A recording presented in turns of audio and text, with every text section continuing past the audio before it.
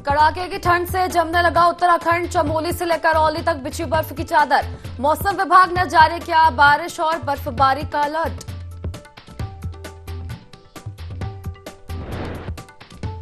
भाजपा मुख्यालय में टूटेगा सन्नाटा। पदाधिकारियों को कार्यालय में बैठने के दिए निर्देश। प्रदेश अध्यक्ष ने प्रत्येक पदाधिकारी के लिए पार्टी मुख्यालय में बैठने का समय किया तय।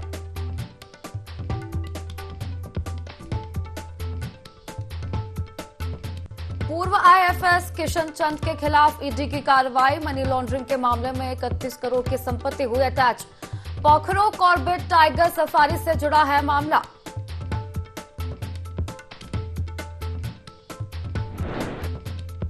देहरादून में ज्वेलरी शोरूम लूटकांड में पुलिस का बड़ा एक्शन। बिहार पुलिस ने वैशाली जिले से आरोपी प्रिंस कुमार को किया गिरफ्तार। अब देहरादून लाया जाएगा 2 लाख का इनामी।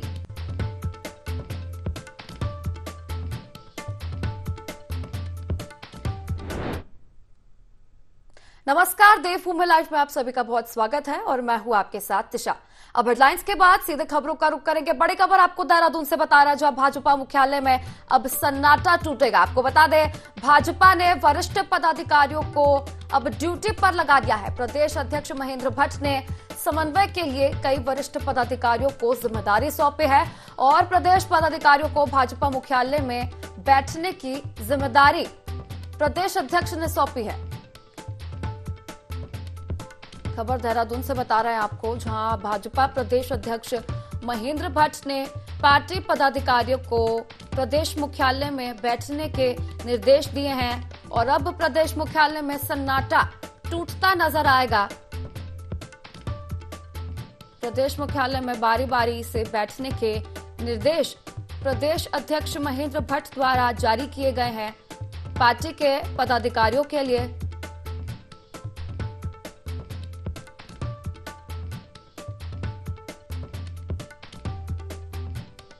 प्रदेश अध्यक्ष महेंद्र भट्ट ने समन्वय के लिए कई वरिष्ठ पदाधिकारियों को निर्देश दिए हैं।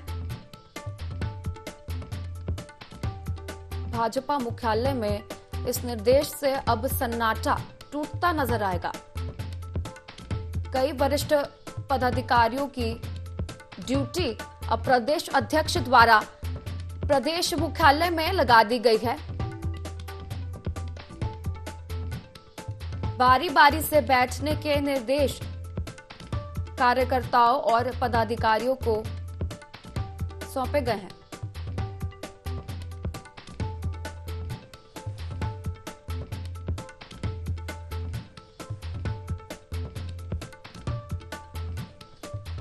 पार्टी के प्रदेश मीडिया प्रभारी मनवीर सिंह चौहान ने भी बड़ी संख्या में पार्टी कार्यकर्ता और पदाधिकारी जिले से विभिन्न कार्यों एवं कार्यक्रमों के सिलसिले में जो राजधानी पहुंचते हैं, उनसे समन्वय करने के लिए, समन्वय बिठाने के लिए पार्टी के वरिष्ठ पदाधिकारियों की ड्यूटी प्रदेश मुख्यालय में लगवाई है।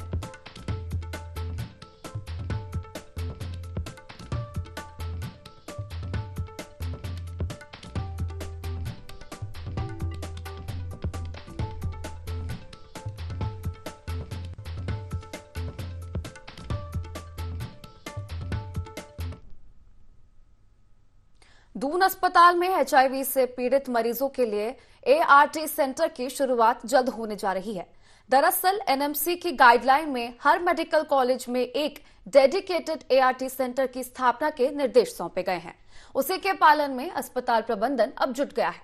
अस्पताल ने एआरटी सेंटर के लिए 3 कमरे आरक्षित कर लिए हैं। डेटा एंट्री ऑपरेटर और बाकी स्टाफ की नियुक्ति की जा रही है। इसी की जो अभी लेटेस्ट गाइडलाइन आई है उसमें यह है कि प्रत्येक मेडिकल कॉलेज में एक एआरटी सेंटर होना चाहिए डेडिकेटेड। उसी के क्रम में ये था कि अभी हमारा जो एआरटी सेंटर पहले जब तक ये जिला अस्पताल था यहाँ पर था, उसके बाद वो कोरोनेशन अस्पताल शिफ्ट हो गया। तो कल इसी बारे में जो था वहाँ के जो अधिकारीगण हैं नैको के, उनको बुलाया गया था और उनसे वार्ता हुई हमारी। तो उसमें हमने जगह चिन्हित कर रखी है। मेडिसिन ओपीडी जो हमारा इसमें तृतीय तल में है, उसमें 3 कमरे आरक्षित हैं उनके लिए। तो उसमें उन्होंने बताया कि उनको क्या क्या रिक्वायरमेंट है। कुछ वो हमें अपनी मैन पावर हेल्प भी कर रहे हैं, जैसा कि डाटा एंट्री ऑपरेटर हो गए या काउंसलर हो गए, वो फिलहाल कुछ समय के लिए हमें देंगे और जब तक कि हम अपनी प्रक्रिया शुरू करते हैं। तो इसी क्रम में ये उन्होंने सारा बताया हमें कि भाई क्या क्या चीज़ों की ज़रूरत है, हमने किस तरह से करना है। उत्तराखंड के मुख्यमंत्री पुष्कर सिंह धामी ने प्रदेश की सड़कों को गड्ढा मुक्त बनाने के लिए अभियान चलाया था, जिसमें सभी विभाग के जिम्मेदार अधिकारियों को निर्देश दिए गए थे कि अपने क्षेत्र के निरीक्षण कर टूटी फूटी सड़कों को रिपेयर कर प्रदेश को गड्ढा मुक्त बनाया जाए। उस आदेश का पालन करते हुए जसपुर नगर पालिका के अधिशासी अधिकारी शाहिद अली ने नगर पालिका क्षेत्र में आने वाली सभी सड़कों को गड्ढा मुक्त कराने का प्रयास किया। सरकारी बजट की कमी के चलते मात्र 5 किलोमीटर सड़कें ही गड्ढा मुक्त नहीं हो पाई हैं। अधिशासी अधिकारी शाहिद अली का कहना है कि जल्दी बजट पास हो जाएगा, जिसके बाद सड़क का काम पूरा हो जाएगा।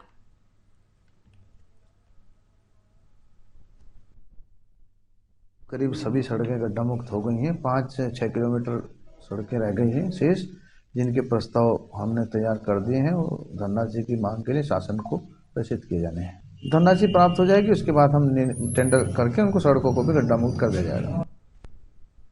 जोशीमठ में मौसम का मिजाज सुहावना होता जा रहा है। बर्फबारी से किसानों के चेहरे पर खुशी की लहर है। बर्फबारी से सेब की खेती को फायदा होता है। किसानों को इस बार अच्छी फसल की उम्मीद है, लेकिन सरकार की योजना किसानों की तरक्की में रोड़ा अटका रही है। किसानों के मुताबिक सरकार ने प्रधानमंत्री फसल बीमा योजना का खूब प्रचार प्रसार किया, लेकिन जमीनी स्तर पर योजना की हकीकत कुछ और ही है। किसानों को फसल बीमा योजना की राशि के लिए भटकना पड़ रहा है। प्रदेश सरकार भी किसानों की समस्या पर ध्यान नहीं दे रही। सरकार और प्रशासन की उदासीन रवैये का खामियाजा किसानों को भुगतना पड़ रहा है।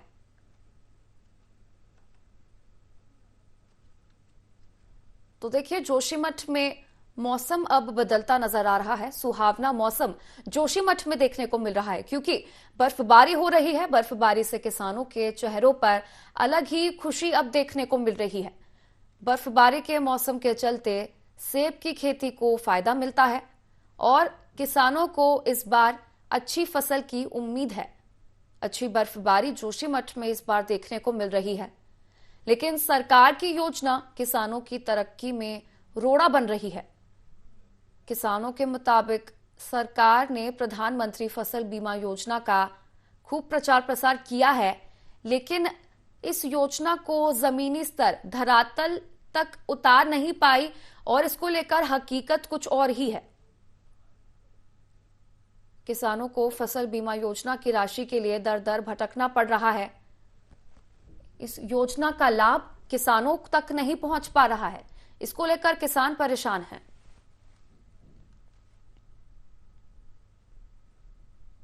मसूरी देहरादून मार्ग पर झड़ी पानी के पास हादसा हुआ, जिसमें एक युवक खाई में गिर गया। युवक की मौत हो गई। मृतक का नाम जितेंद्र रोहिल्ला बताया जा रहा है। जितेंद्र अपने परिवार के साथ देहरादून की ओर जा रहे थे। इसी दौरान बीच रास्ते पर गाय को रोटी खिलाते समय उनको धक्का लग गया, जिससे वे गहरी खाई में जा गिरे।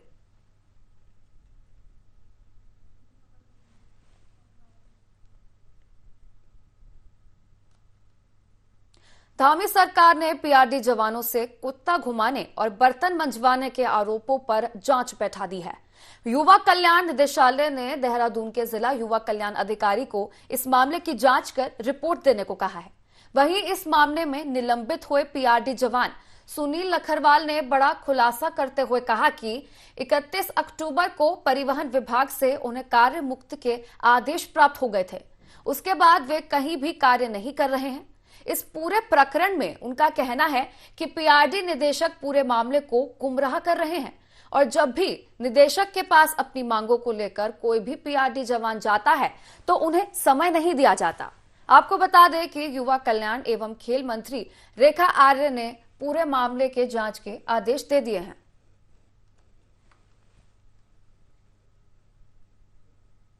सर, ये जो हमारे विभागीय डायरेक्टर द्वारा माननीय मुख्यमंत्री जी को झूठ बताया गया कि इस समय पीआरडी जवान सुनील लखरवाल ड्यूटी पे कार्यरत है, क्योंकि 31 अक्टूबर 2023 से मेरा कार्य मुक्त का परिवहन विभाग से आदेश बन गया था। उसके बाद अभी तक मैं कहीं पे ड्यूटी पे तैनात नहीं हूँ। ये विभागीय डायरेक्टर के द्वारा सरासर झूठ बोला जा रहा है और माननीय मुख्यमंत्री जी को और माननीय सचिव जी को गुमराह किया जा रहा है। उधम सिंह नगर के किच्चा में भाई कन्हैया जी सेवा समिति के तत्वाधान में निशुल्क स्वास्थ्य जांच एवं दवा वितरण शिविर का आयोजन किया गया। अब इस मौके पर करीब 80 लोगों ने अपने स्वास्थ्य की जांच कराई और शिविर का लाभ उठाया। किच्चा के आवास विकास स्थित गुरुद्वारे में आयोजित शिविर में स्वास्थ्य टीम ने मरीजों के स्वास्थ्य की जांच की। इस दौरान सर्वाइकल, नसों की कमजोरी, जोड़ों का दर्द आदि बीमारियों की मशीन से जांच की गई। समिति अध्यक्ष जसवंत सिंह गंभीर ने बताया कि समिति के माध्यम से समाज सेवा के कार्यों में लगातार भागीदारी निभाई जा रही है और गरीब तबके की सेवा के उद्देश्य से शिविर का आयोजन किया गया।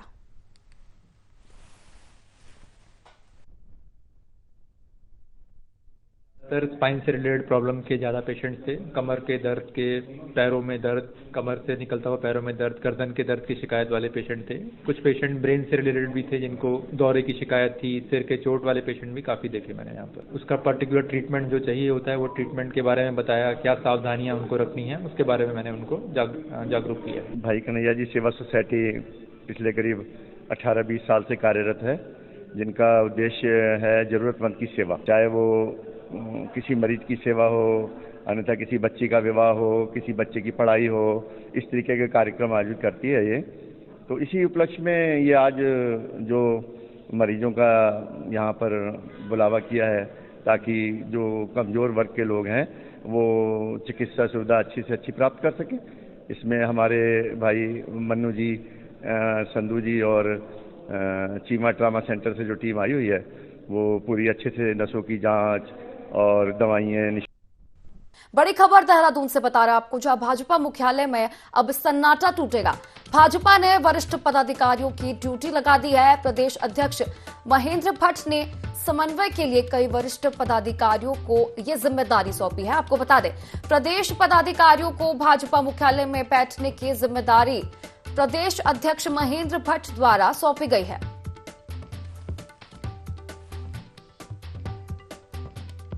इस खबर पर विस्तार से चर्चा करने के लिए मेरे साथ संवाददाता विनय सूद सीधा लाइव जुड़ चुके हैं।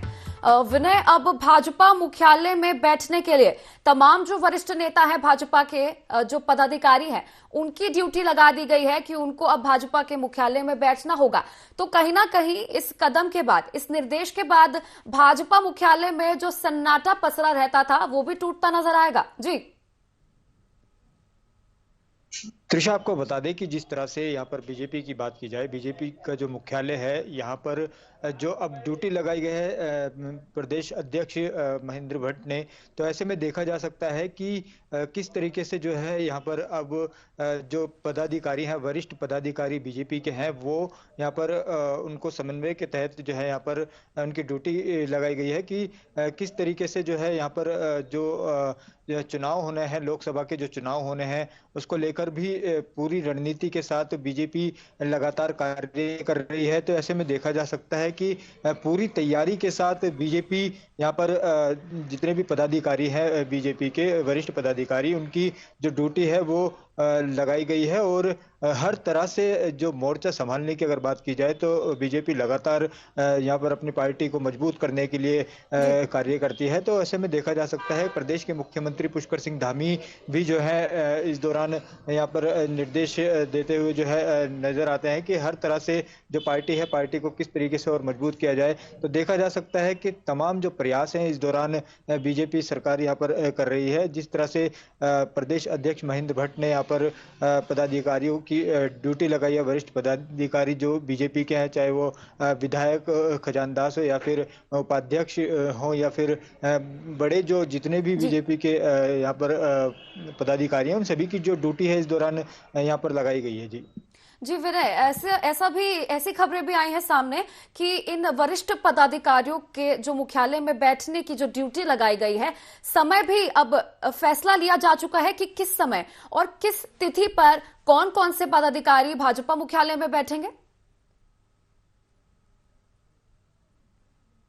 जी बिल्कुल, देखिए जितने भी पदाधिकारी हैं उन सभी के लिए जो है यहाँ पर एक समय रखा गया है, जो कि जिसके चलते जितने भी पदाधिकारी हैं बीजेपी मुख्यालय में मौजूद रहेंगे और तमाम जो यहाँ की व्यवस्थाएं हैं, बीजेपी की जो व्यवस्थाएं हैं उसको जी लेकर के जो है यहाँ पर मोर्चा संभालेंगे कि किस तरीके से लोकसभा का जो चुनाव आ रहा है उसमें कार्य करना है, क्या कुछ रणनीति इस दौरान तय की जानी है, क्योंकि बीजेपी जो पार्टी है वो काफी मजबूती के साथ जो है उत्तराखंड में कार्य करती है और अपने लक्ष्यों के आधार पे जो है यहाँ पर कार्य किए जाते हैं। तो ऐसे में देखा जा सकता है जो बीजेपी है उन्होंने समन्वय बनाने के लिए जिस तरीके से पदाधिकारियों को यहाँ पर जिम्मेदारी सौंपी है, तो काफी महत्वपूर्ण जो है इस दौरान ये जिम्मेदारी यहाँ पर मानी जा रही है। जी जी, जो दूसरे कार्यकर्ता, अन्य कार्यकर्ता जो है पार्टी के, जो विभिन्न जिलों से आते हैं, जो कई कार्यक्रम रहते हैं उनसे संबंधित जानकारी के लिए या कोई और अन्य कार्यों के लिए जो कार्यकर्ता आते हैं जिलों से, उनके साथ समन्वय बिठाने के लिए ये फैसला लिया गया है।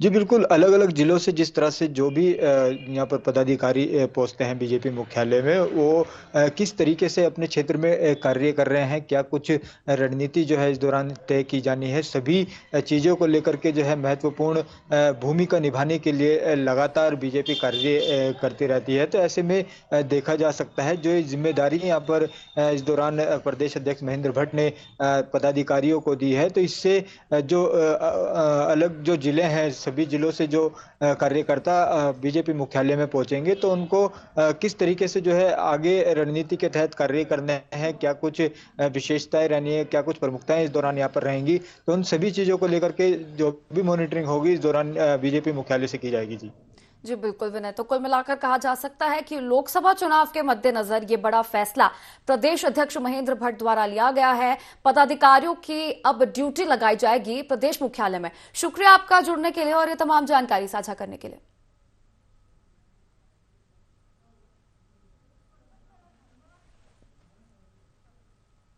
संत निरंकारी मंडल बुराड़ी दिल्ली के पीठासीन सतगुरु माता सुदीक्षा अपनी आध्यात्मिक विचारधारा को जन जन तक पहुंचाने के लिए कुमाऊं मंडल के जिले में भ्रमण कर रही हैं।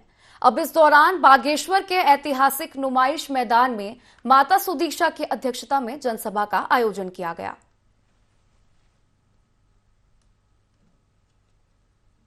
समागम चल रहा है। सतगुरु माता सुदीक्षा जी महाराज एवं राजपिता रमेश जी स्टेज पे विराजमान हैं। भरपूर हाजिरी में अलग अलग स्थानों से प्रभु प्रति आस्था रखने वाले भगत जन यहाँ पर उपस्थित हैं। सतगुरु माता जी अपने विचारों में, प्रवचनों में, पर्टिकुलरली बागेश्वर के कंटेक्स्ट में ऐसे समझाया जा रहा है, ईश्वर को अपने जीवन का भाग्य बना लेंगे, वो भाग्यशाली बन जाएंगे। हमारी वाणी भी अच्छी हो, हमारा व्यवहार भी अच्छा हो, हमारे कर्तव्य भी ठीक हो, ब्रह्म का ज्ञान, प्रभु की जानकारी सतगुरु की कृपा से प्रदान की जाती। कोटद्वार में परिवहन अधिकारी और विधायक के बीच हुआ विवाद थमने का नाम नहीं ले रहा। इस मामले को लेकर अब कांग्रेस मैदान में आ गई है। कांग्रेस के प्रदेश सचिव प्रवेश रावत ने परिवहन अधिकारी और लैंसडाउन के विधायक की संपत्ति की जांच करने की मांग की है। साथ ही साथ कोटद्वार के प्रसिद्ध सिद्धबली मंदिर में चढ़ावे की आय दान के आय व्यय की जांच की भी मांग की। भाजपा विधायक ने अवैध वसूली का आरोप लगाया तो निश्चित रूप से सरकार को जांच करानी चाहिए। जो अधिकारी है परिवहन के उनकी भी संपत्ति की जांच करा लें, जो विधायक है उनकी भी संपत्ति की जांच हो जाए। और जो सिद्धबली मंदिर समिति में जो पैसा आता है, जो आय व्यय का वहाँ है ऑडिट होता है, उसकी भी जांच होनी चाहिए। कितना पैसा आया, कितना गया, कहाँ गया, किन स्रोतों में खर्च हो रहा है। करोड़ों रुपए की आय हो रही है, करोड़ों रुपए खर्च किए जा रहे हैं, किन मदों में खर्च किए जा रहे हैं, कहाँ खर्च किए जा रहे हैं, क्या अपने निजी खर्च किए जा रहे हैं। तो इस सब की सरकार को गंभीरता पूर्वक से जांच करानी चाहिए। कांग्रेस मांग करती है इस बात में कि विधायक की संपत्ति की भी जांच हो, अधिकारी की संपत्ति की जांच हो, और जो सिद्धबली मंदिर समिति है उसके आय व्यय की भी जांच होनी चाहिए। निश्चित रूप से बहुत बड़ा घोटाला सिद्धबली में हो रहा है, जिसको अब सहन नहीं किया जाएगा।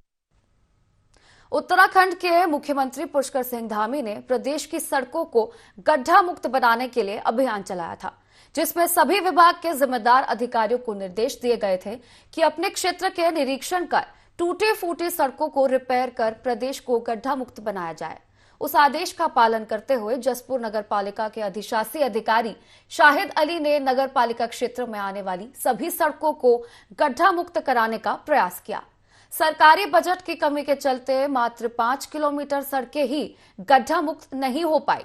अधिशासी अधिकारी शाहिद अली का कहना है कि जल्दी बजट पास हो जाएगा।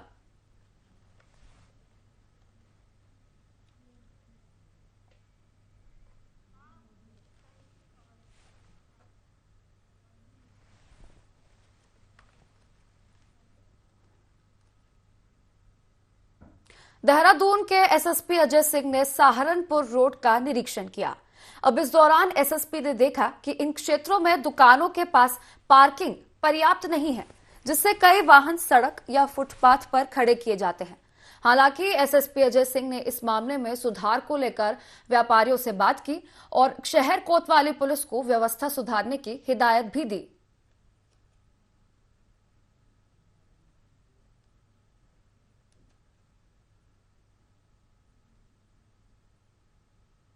मार्ग है जहां पर यातायात बाधित होता है, वहां के अस्थायी अतिक्रमण को सभी विभागों ने मिलकर हटा दिया था। अब ये पुनः चूंकि इतना सुंदर शहर को बनाया गया इन्वेस्टर समिट के बाद और अतिक्रमण भी हटा, तो जो अस्थायी अतिक्रमण है वो फिर से दोबारा न लगे, जिससे हमें थोड़ा सा जाम में राहत मिले। साथ ही साथ जो हमारे व्यापारी गण हैं जिनकी दुकानें ऑन रोड है लेकिन उनका पार्किंग की जगह नहीं, तो हमारी कहावत है कि 30, 35, 40 व्यापारी मिलकर जो क्लस्टर्स में एक एक यातायात मित्र जो हम उनको उपलब्ध कराएंगे उसको वो व्यवस्था में सहयोग करें उनके, और जो भी उसका नॉमिनल पेमेंट होता है व्यापारीगण खुद करें। इसी चीज का सहयोग लेने के लिए ऐसे यातायात मित्र को जगह जगह नियुक्त करने के लिए जो यातायात व्यवस्था में सहयोग करें, और साथ ही साथ अस्थायी अतिक्रमण जिसके कारण जो है बहुत सारे पॉइंट्स पर दिक्कत आती है वो दोबारा न लगे, इसीलिए सभी थाना प्रभारी को रूट वाइज बुलाकर उसको इन चीजों को चिन्हित किया जाए। हरिद्वार में पार्किंग संचालकों की गुंडागर्दी एक बार फिर सामने आई है। यहां रोडी बेल वाला पार्किंग संचालकों और यात्रियों के बीच झगड़े का एक वीडियो सोशल मीडिया पर वायरल हो रहा है, जिसमें कुछ युवक हाथ में डंडे लिए नजर आ रहे हैं। वीडियो में यात्री पार्किंग के कर्मचारियों पर यात्रियों से मारपीट करने का आरोप लगा रहे हैं। बताया जा रहा है कि झगड़ा पैसों को लेकर हुआ था, जिसके बाद दोनों पक्षों में मारपीट होने लगी। पुलिस चौकी इंचार्ज ने बताया कि दोनों पक्षों को बुलाया गया और दोनों का शांति भंग की धाराओं में चालान कर दिया गया है।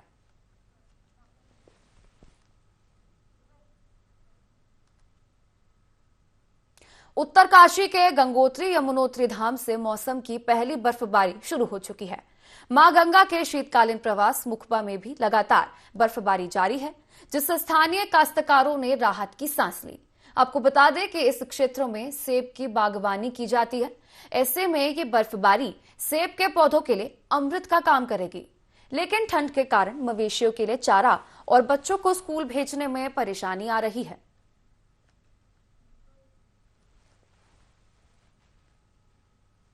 तो इसी के साथ देवभूमि लाइव में फिलहाल इतना ही। अब बने रहिए IND24 के साथ। नमस्कार।